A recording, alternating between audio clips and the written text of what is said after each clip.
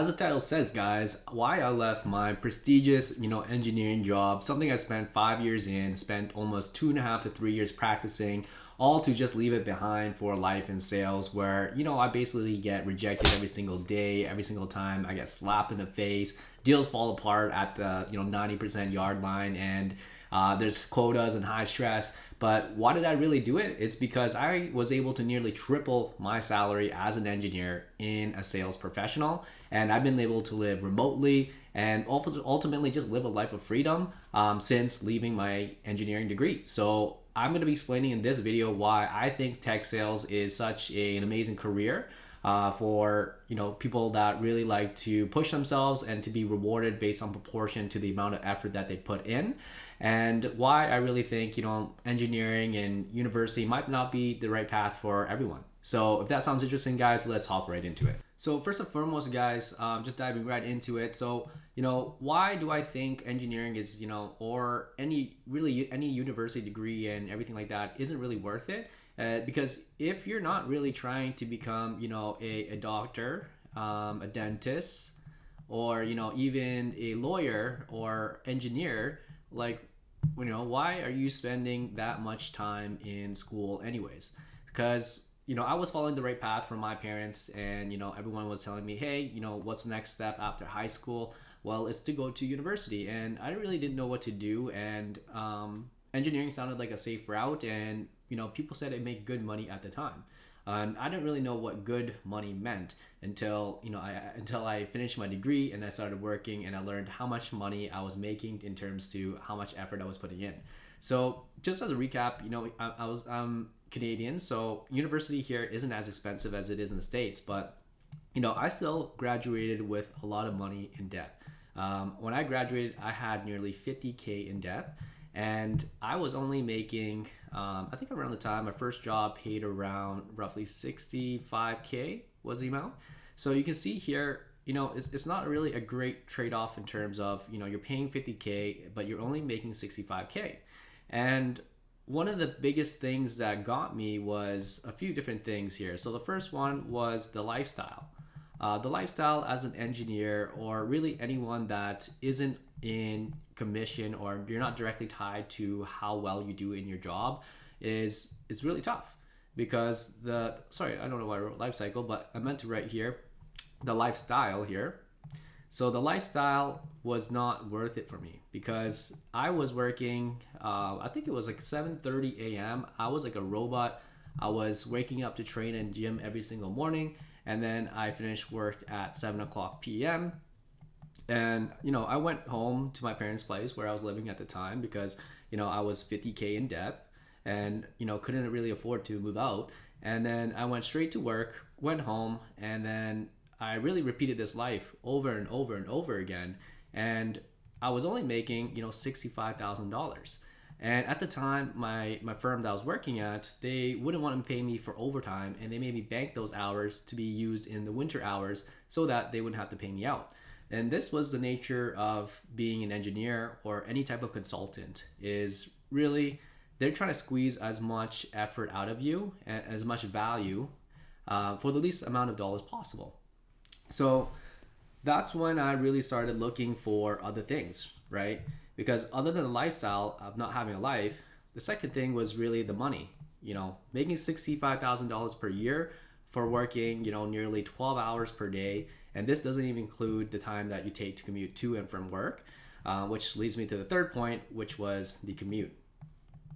I hated going every single day in traffic and, driving all of this on top of this, I think it was at least 30 minutes each way that I was spending per day wasted on commute. So when you take the whole look at this, I don't think it really makes sense because you're paying, 50K to be in debt. You're starting out at a 65K salary. You're not being rewarded in direct proportion to the amount of effort that you're putting in because you're making the same amount of money as the people are senior to you, but they been there 20, 30 years, and they probably make significantly more than you, and you have no life. You're supposed to enjoy that time when you're young, but you can't because you're working and you're making very little money, and the pay is just not worth it for the amount of hours, and you're also stuck in traffic all day and you're wasting your entire day. So when I took a look at this, I was like, okay, well, what do I need to do to make more money? But I didn't want to go back to school, because going to school, I had really only a few options. Again, did I want to become, again, a doctor, which was going to take me, another 5 to 7 years because I already had my undergraduate degree. Same thing with dentistry, a lawyer. But when you start diving into the average salaries or incomes of doctors, let's say a family doctor in Canada makes roughly, 250, 200K. A dentist, depending on the province, around the same amount, probably around 200K to 150K, right? Because they're based on billable hours. And then you got your lawyers starting out. They do not make a lot of money either. I think they probably only make roughly somewhere between 100 to 150K starting out. So I then started looking for other ways to make money. And what I then came upon is the idea of sales. But then it morphed into tech sales. Because I had an engineering degree and background, I really enjoy selling tech. So I was like, okay, what's tech plus engineering? What can I do with this, right? And the answer to that was tech sales. And why did I choose this? So being a salesperson, I am, for the most part, when you are starting off, you're starting off in, entry level BDR, SDR roles. And these roles are pretty essential because they help build a skill set that you need to be a successful salesperson or account executive down the line. But the nature of this job was cold calling. So my first job was just straight cold calling. I was probably making 50 crisp cold calls per day, and yeah, sometimes it does suck, but it almost doubled the amount of money that I was making when I was first starting out. So I think when I first started my first role, I was making roughly almost double the amount of money that I was making from my engineering job. And this was for literally, working remote in, my parents' basement at the time, but working remotely, and I was able to travel while working, and I was making almost double the amount of money that I was making as an engineer with nearly half the amount of time. Because once you have a system and you know how to cold call and prospect properly, I was actually only working probably 4 hours per day, and that translated into two times the amount of money that I was making as an engineer. So this is the game in life, in my opinion, is what job or what career, it doesn't have to be tech sales, but in my opinion tech sales is the best job and occupation out there that rewards you for that, because I can work 4 hours and provide the same amount of value or more as my colleague in a less amount of time. And on top of that, I was doing quite well and hitting over my goals and my targets. So I was making well above that number as well. So in the span of just transitioning from my engineering degree into sales, I was almost able to 2x my salary, and I was able to work nearly 3 times less of hours than I was working in my corporate civil engineering job. So this is like the main reason why I think that sales, and specifically tech sales, is such a slept upon career. Oftentimes when people think about sales, they're thinking about different things like selling phone plans, which is really the lowest one of the lowest levels of sales that you could do. Then you might transition into something like real estate, right?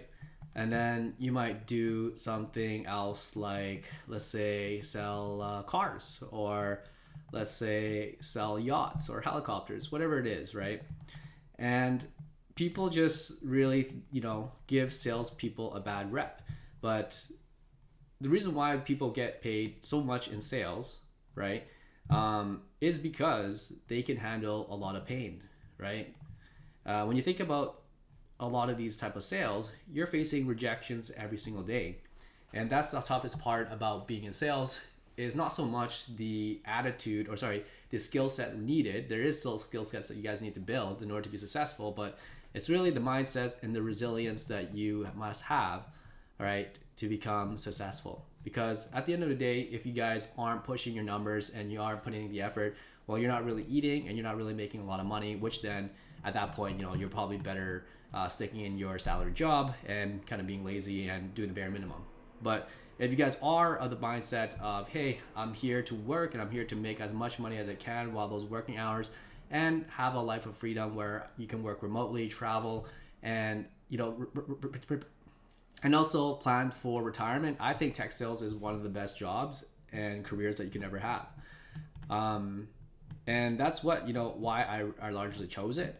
And the earning potential in tech sales is absolutely insane because, as when you start off as a employee, right? I was making, 65K, and I looked at my manager who was a senior engineer at the time, and I was like, okay, like, how long is it going to take me to make, how much he was making, which was around, at the time, I think it was around 150K. But his position, right, I was a junior engineer, and at his position, he was already a director. And he was already about 10 years into his career at the time when he hired me. So I was taking a look at that trade-off. It will take me, almost 10 years to go from 65K to 150K, which was not the ideal thing for me. But then when I looked at tech sales, I went from, 65K to nearly, 120 to 130K that year. And that was done in a span of 1 year. Obviously, this was also dependent on my performance as well. But you can see here that the trade-off is crazy. And you also don't need a degree to get into something like tech sales, which is why I think that sales is such a slept upon career. And more people should really learn how to get into tech sales. So that's really what I wanted to share with you guys today, and why people thought I was crazy for leaving my tech sales career, my engineering career for, life of cold calling, getting rejected, getting spit on, slapped on, whatever you name it. But the best thing was, where I am at my career now, I'm making almost triple the amount of money that I did when I first started in my engineering career, just in the span of 3 years. So the amount of time that it takes to go from your corporate, salary job and to make it to your director, VP, it's going to take you, somewhere between 10 to 20 years to get to that point to make that amount of money. But you can also do a career like tech sales where you don't even need a degree, you don't need to go into depth to make that similar amount of money. So that's my honest opinions on tech sales and what I think really about university, and if you guys are thinking about that path as well.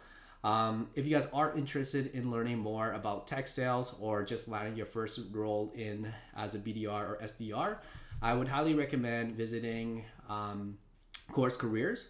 Course Careers is a great educational platform that allows you to really learn about the tech sales industry and break in, and they have thousands of students that have broken in from using their program.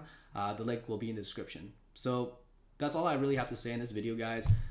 If anything, I hope you guys took away some lessons in terms of what career paths you guys should be looking to if you guys are thinking about starting out your degree or even switching careers as well.